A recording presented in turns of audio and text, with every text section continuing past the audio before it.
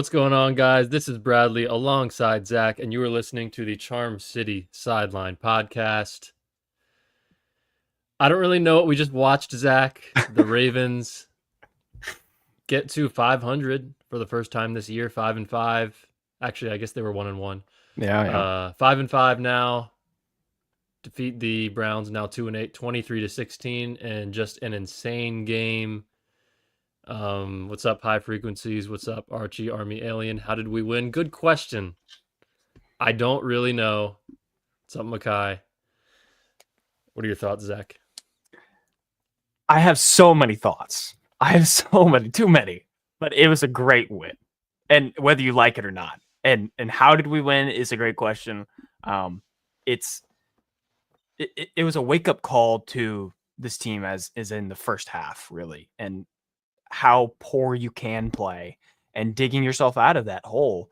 That's different than what we've seen of the last few years. This team showed life for 4 quarters of football against a team that really had them by the, I don't know, shoestrings, whatever, and was holding on for dear life. You ended up outwilling them in many ways. And sure, Gabriel, I don't know if Gabriel's presence changes that game, but Shedeur Sanders shows up and we're all like, wait, crap. Could they put us away right now? Because it seemed like it was possible. And the defense absolutely shut the door. Like there wasn't even a second of thinking about it. It was close the door, defense bailed it out. And that's a great comment here. Defense deserved it.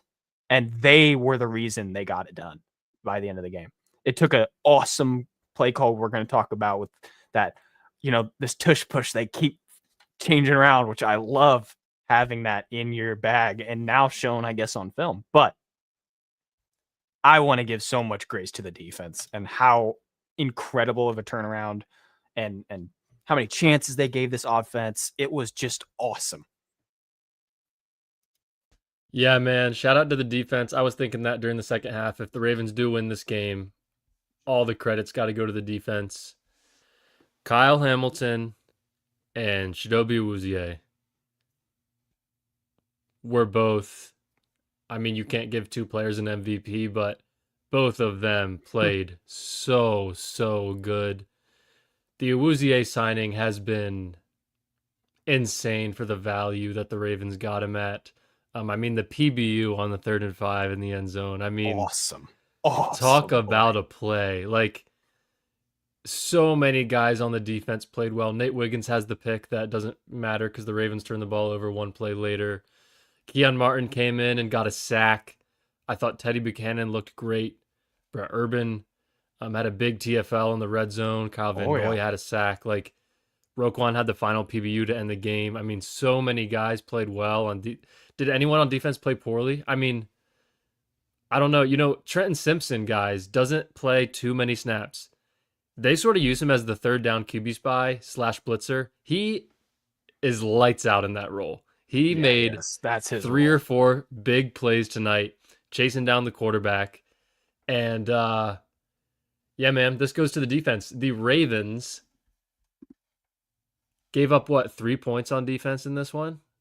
You have the Wester fumble. Yeah. You have the Keaton Mitchell drop that was a pick 6.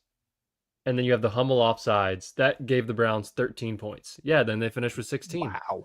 So this defense gave up 3 points today. Obviously, they were on the field when the Browns scored, but you guys know what I mean. Mm-hmm. My biggest takeaway from this game, Zach, did the Ravens play poorly? Sorry, I'll rephrase this. My biggest takeaway from the game, Zach, did the Ravens offense play poorly? Yes. Do the Ravens lose this game 10 out of 10 times in the past? Yes, they do. Yep. And they won today, and you have to give them credit for doing that. And most of the credit goes to the defense. Obviously, the Ravens have a couple big plays on offense that win the game. But the Ravens, I don't even know if I'd say almost always. They always lose this game. Absolutely. They won today, and that there's plenty of negatives to talk about. That is my biggest takeaway. Yeah, and even if you want to take this devil's advocate role. I got a text that was like, if it's anyone else besides Cleveland, they lose the game. And I said, well, I think it goes both ways. Cleveland's defense was pitching a shutout and some Yeah. in the first half. I mean, unbelievable. Maybe through the first half, it was almost all game up into that Andrews touchdown. It was literally a perfect game. And in shutting down a team that is known for having, elite level offense day in, day out, and yet Cleveland's D line and I guess second level, I'm not going to necessarily say third level, but second level as well, absolutely dominated this game. Dominated it, sadly, to harp on a bad string, the Ravens O line, and went to absolute work. So yeah, you're going to hear all week that, the Ravens barely escaped Lamar got bailed out by his defense. And it was just as much a team win defensively as it's had been in the past, where the offense is the reason we've won a game. Think about like the Bengals a long time ago. There was no chance the defense was stopping them. You knew every single time Burrow was going down the field. It's a divisional opponent. This kind of stuff happens. And now it's Cleveland. It's flipped on its head. The offense did just enough to get this game done and a comeback in the second half. Plus, the defense is the full reason you won this game. And I'll give credit to not only Harbaugh, but also Zach Orr, both of them, having this, mostly Harbaugh, having this, if there's a young guy, young quarterback that just doesn't know what to see, he knows how to exploit him in every way. All assets of the opposing offense are shut down. The beginning of the game, you could have said Quinshon Judkins and Sampson and their running attack was the reason why they kept the ball away from the Ravens. And then second half again, totally snuffed out. There was so many great halftime adjustments and just a great game from the defense, as in handling all the miscues that the offense, and this is a funny note because we talked about in the preview, Brad, the freaking special teams didn't have a great day today. So when you thought that we were going to have these advantages on one side of the ball, it was completely on its head. And it feels great to know that the defense can do this because, like you said, 10 out of 10 times in the past, it's not gone our way. It's not bounced our way. And this time it shows that this is just a different team than usual. It's also showing that this team is not hitting on all cylinders. They're not playing their best football.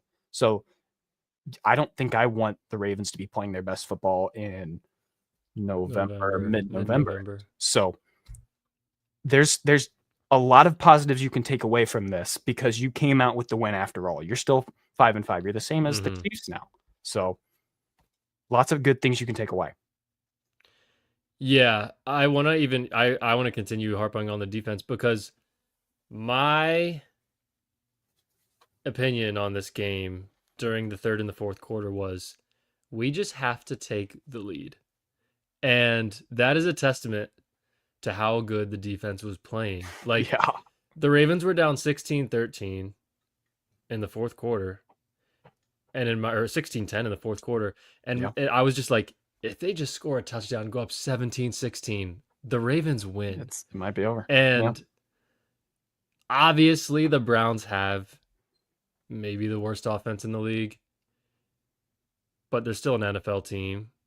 And to be able to have that much confidence in your defense that if you take a lead with 14 minutes left in the third quarter, you're confident that you're going to win if you do nothing else on offense. I mean, that's how I felt. And flipping the side, Zach, yes, the O-line was terrible today.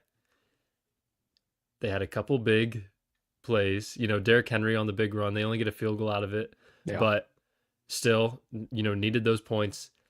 And you could say the offense played terrible today, 10 points through 3 quarters. The Ravens scored 13 points in the fourth quarter today. That's clutch football. That's getting it done when you need to do it most. They hit 2 field goals and the Mark Andrews touchdown that we'll get to. I mean, let's just talk about it now, Zach. The tush push, the fake tush push.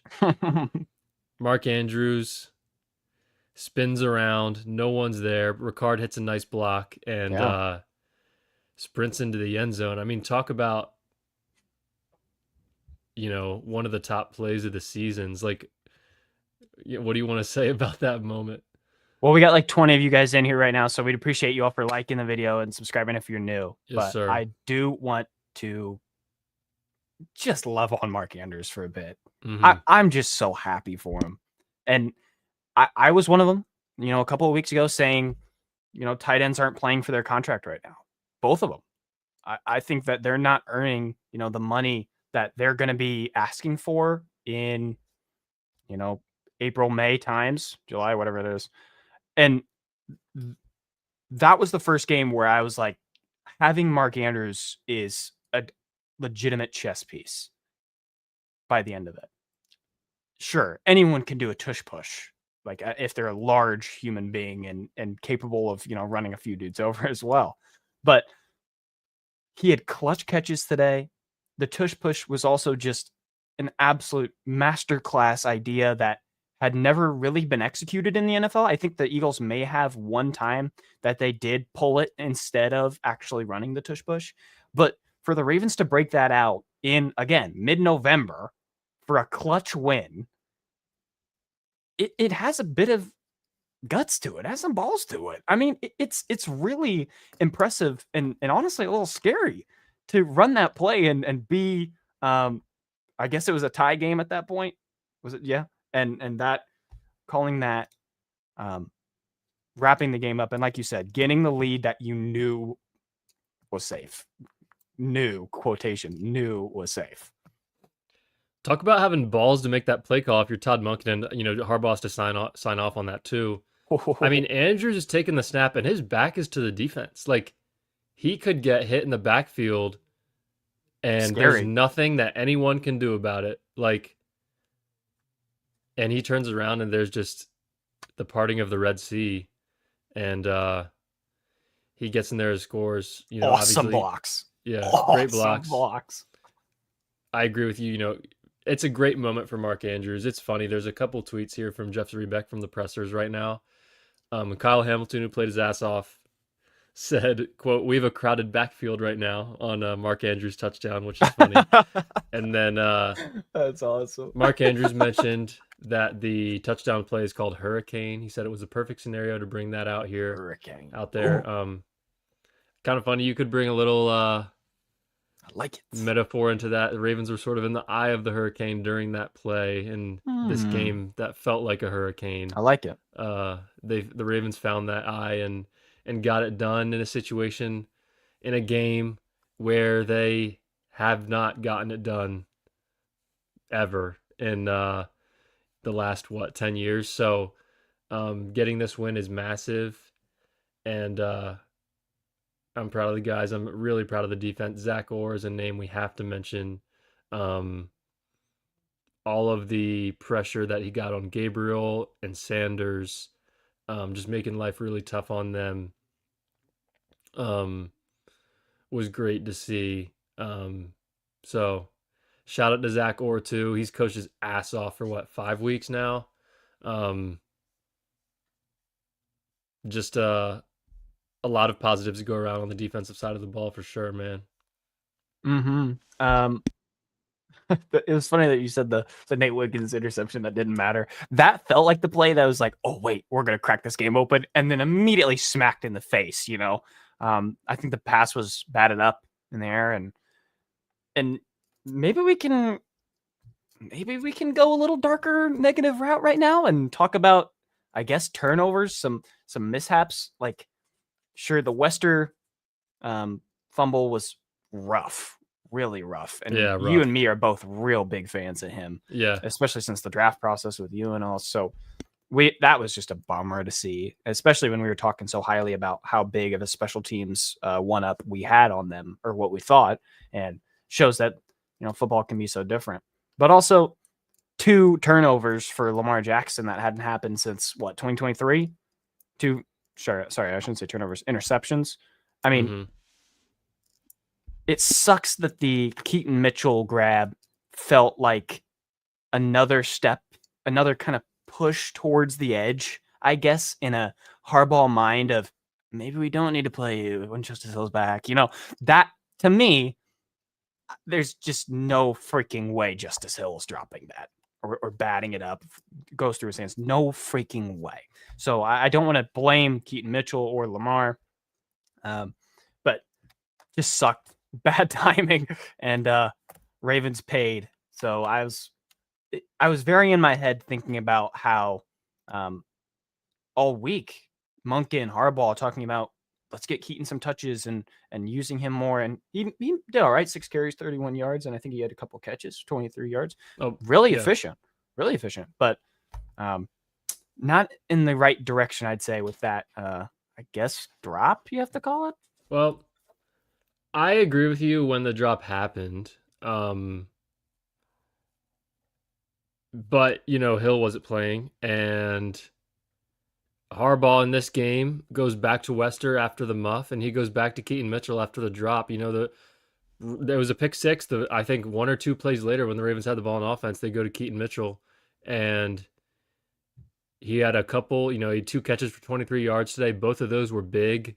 Every play on offense the Ravens had in the fourth quarter was big. Yep. And like you said, six carries for 31. That's over 5 yards a carry. Before I start talking about the negatives too, one more thing on offense I wanted to mention. DeAndre Hopkins, who has 1 or 2 catches every single week. Today, I think it was 2nd and 12, 2nd and 11 Yes. in the fourth quarter. Mhm. Just an insanely clutch grab to make it 3rd and 1. Was that 2 plays before the Andrews? I believe 2 plays before the Andrews touchdown.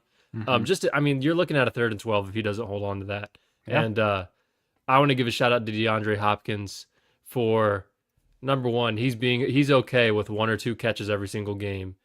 2, the opportunities that he does have, he is making the play every single time. Negatives, yeah, Wester, we love him. I think every rookie punt returner goes through 1 or 2 of those. I feel like you covered it already. Like, the Keaton Mitchell drop is definitely like 90% on Keaton Mitchell. You would like the ball to be a little bit lower, but it's also a really bad drop. And then the batted ball, I don't even know what happened. Like, I really have no idea even what to say. Did Lamar play good today? No. Were the 2 picks his fault? No. I would say Lamar played. What would you give him, like a C? Like, I don't think a D. You have to. It's just stats and that way. You can't look at, it sucks to say it, but you can't look at Josh Allen and he had 2 or 3 turnovers today, but 6 freaking touchdowns. Okay, those touchdowns were not real. You don't give him an A+, right? Yeah, but you don't give Lamar a freaking C. You just can't. It's C-. more sure. I think it's tough to give him any type of D with like the couple. He made a couple really, really big plays in the fourth quarter. Like, great passes. Yeah. There was a 3rd down where he rolled out and hit Zay over the middle. Just like, I remember I was talking to myself. So I really did not like the announcers today. Me neither. I muted the game at halftime, and I watched the whole second half on mute. And I was talking to myself the whole entire second half. And that 3rd and 10, when he hit Zay, before that play, with all the pressure that was going on, I was like, Lamar's insane if we pick this up. Like, he's insane. And he rolls out right, hits Zay over the middle. So not a good game from Lamar, but also, he comes up big in the moments. The throw to Hopkins that we just talked about was obviously great as well. What's up, Pennock? Appreciate you for being here. Yeah, man. The turnovers are terrible. The Jake Hummel offsides is terrible. You cannot do that. You cannot have a game like this and win. Who do they beat? Who else do they beat playing like this? Maybe the Jets, who they play next week. I don't even know if you beat the Titans playing like this, because I think Cam Ward, is a lot better than the Browns quarterbacks and Justin Fields. So, you're not going to play anyone better than Myles Garrett all the rest of the year, though. Yeah, 100%. No matter who the Ravens play, the rest of, Micah Parsons is up there, but still, he's not Myles Garrett. Right. There's no one in the AFC that's even close to Miles Garrett on the edge. Nick Benito in Denver is really, really good, but he's not Miles Garrett. Joey Bosa's a solid player. He's not Miles Garrett. Chris Jones is great on the interior. He's not Miles Garrett. So yeah, Miles Garrett absolutely wrecked the Ravens both games this year.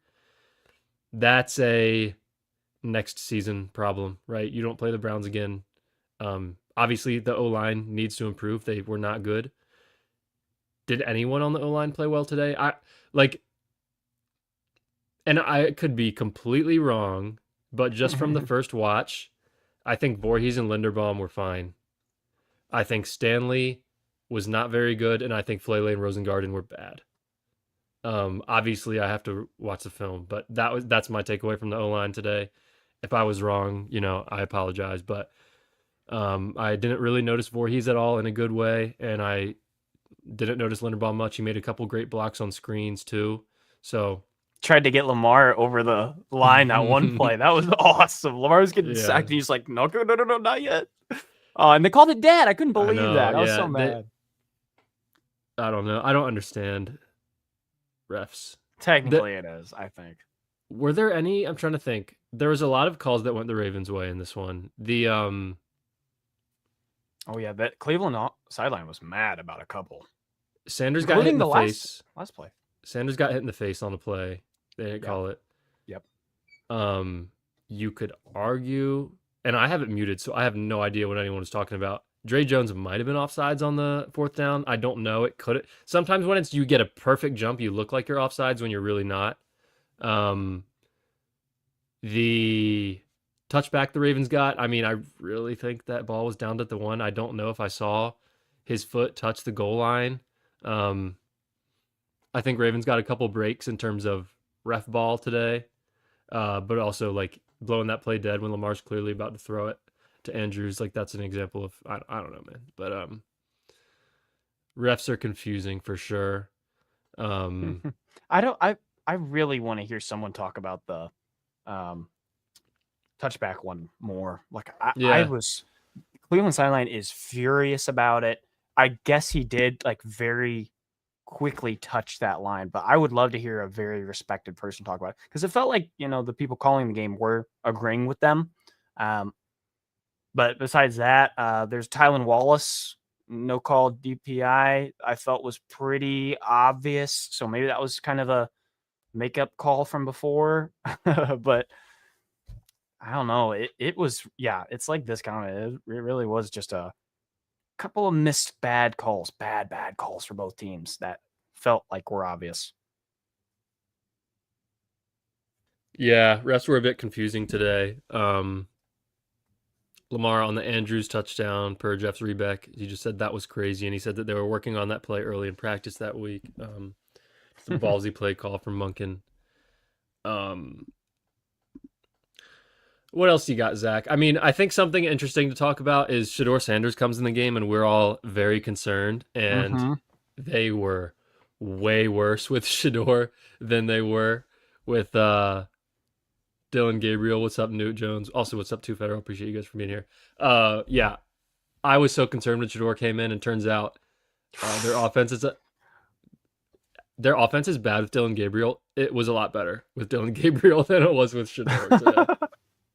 And it's funny though that Gabriel had a couple passes that were deep, that were I think there was one down the seam, and there was a couple that made you think, wait, they might be able to execute a pretty well offense if they gave Gabriel a little bit more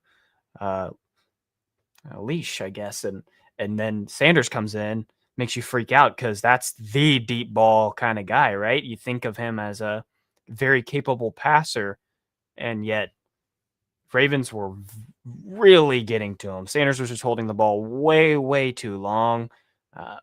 I don't know if that was kind of a Browns play calling thing or if that was just Shedeur and how he plays. Because again, commentators talking about how Shedeur tended to hold the ball a lot back at Colorado, and that's why he got sacked so much. So it might be a him problem, but I agree. I don't think Shedeur looked too hot today, and 4 for 16 is rough. I mean, when he came in, I was concerned that their offense would have a spark with him, but I also had a thought in the back of my head that he takes some long sacks, and that happened. Put the Browns in a couple really tough spots. Um, He had more yards lost in 2 sacks than Lamar did with 5, getting sacked 5 times. yeah, 27 yards lost from Sanders and then yeah, 26 from Lamar. yeah. Whoa. These two offenses combined, in terms of scoring touchdowns, these two offenses combined to score 1 touchdown in 6 red zone trips today. The Ravens were 1 for 4. The Browns were 0 for 2. The Ravens had 4 red zone drives today. Field goal, touchdown, interception, field goal. I sent you a funny tweet, Zach, from Jake Luke. Shout out Exit 52 podcast. He said, the obligatory Henry touch on 1st and goal is beginning to feel like some ritual sacrifice to appease an ancient god that we can't even begin to understand. I thought that was really funny. Every time the Ravens are inside the 10, I swear they hand it off to Henry on 1st down. And then they pass. And then they pass again. And you got to switch it up a little bit. Like, Sometimes it's not like an obvious thing either, right? Like maybe you just think about it in the moment, like Derrick Henry just what? It was a 60-yarder or almost a 40-yard I run. think it was 59. And you don't want to hand it off to him again? Like, yeah, you do. So sometimes it's I know, situational, yeah. but I feel like you're also I don't know. Also, after Derrick Henry's 60-yard run, I feel like you maybe almost don't want to hand it off to him right after That's that. also Like, true. Also true. I think you bring Keaton in. Yeah. Justice Ali had, if you had him. Yeah, Ali had 1 play today. Not 1 play, but 1 touch today, and that was a good play, catch and run on 3rd down early in the game.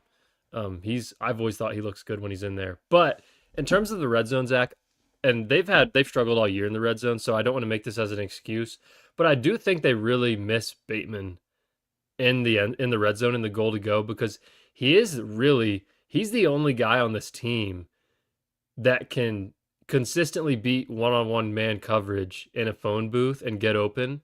And I think they miss him in the red zone. Yeah. They've struggled in the red zone all year, so that's not the only reason. I think they need to get a little more creative. Part of it's a talent issue. Their O-line doesn't get any push.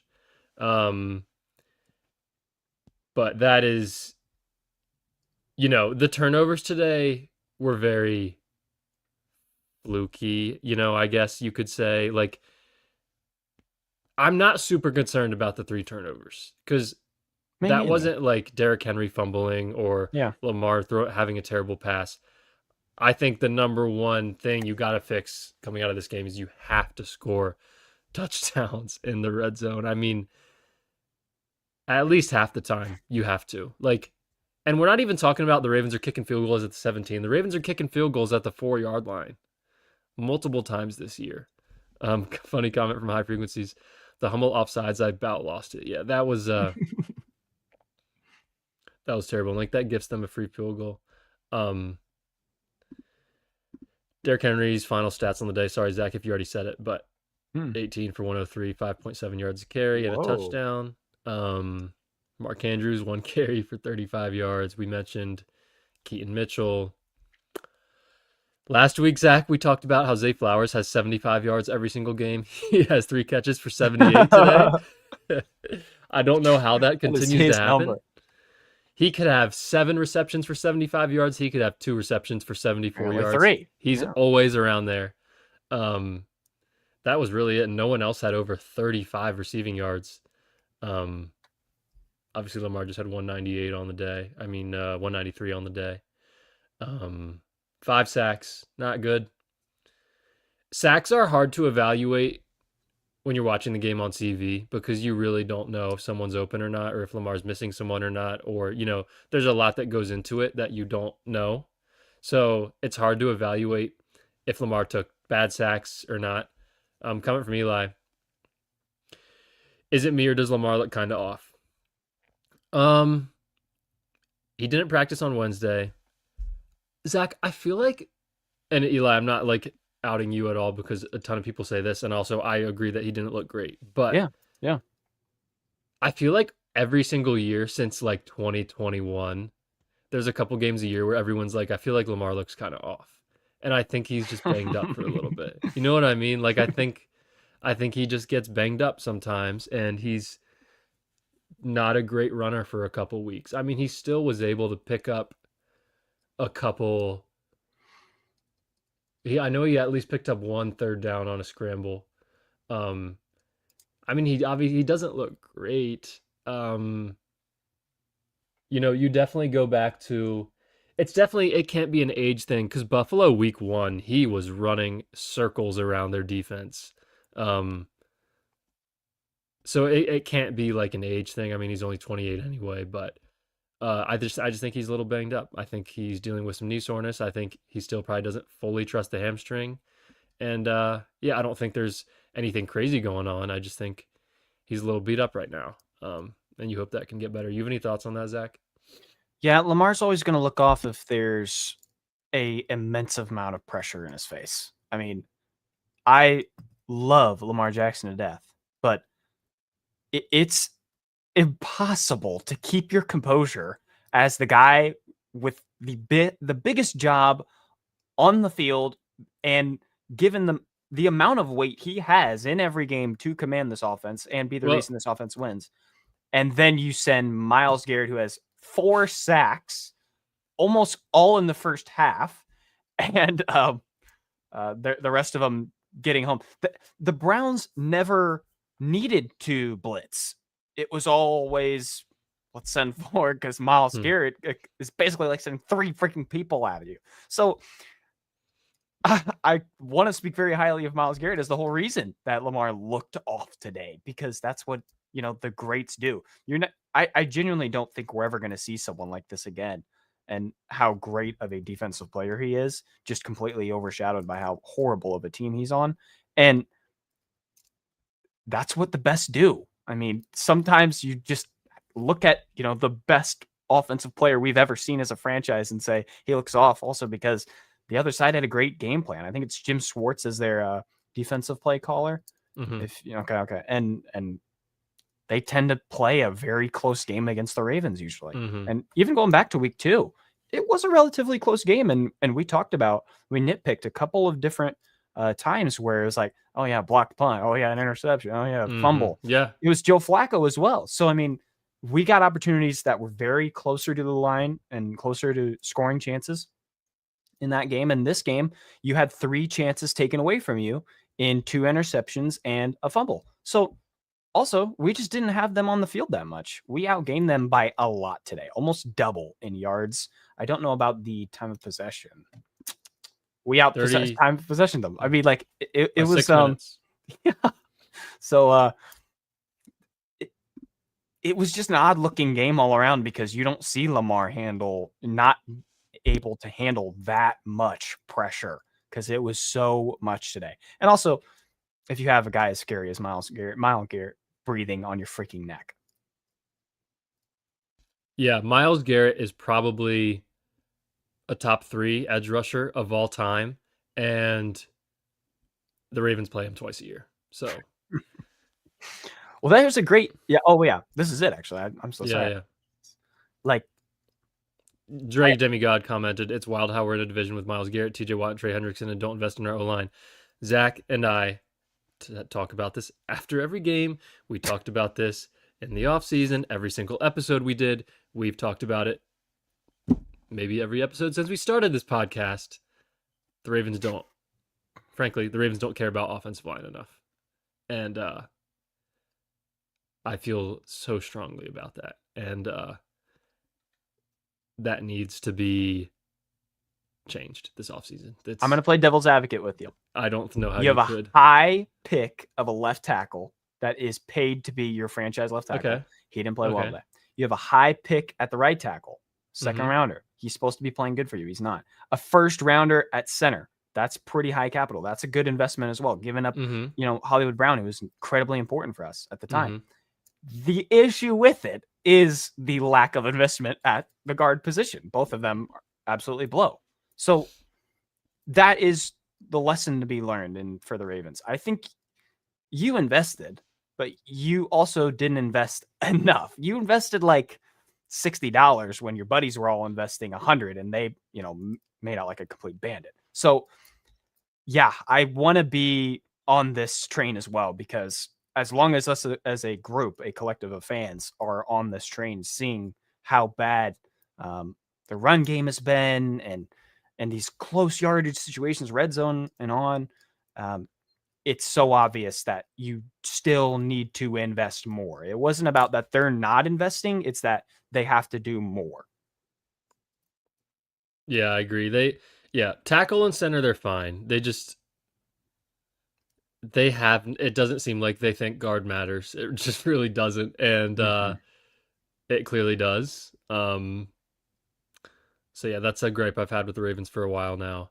Um, just let's see a couple more comments. Yeah, someone commented Aaron Rodgers broke his wrist. I'm pretty sure Yeah, that just got announced. Slight break in the wrist. yeah, he I did. don't I don't know if that means we're not going to play him.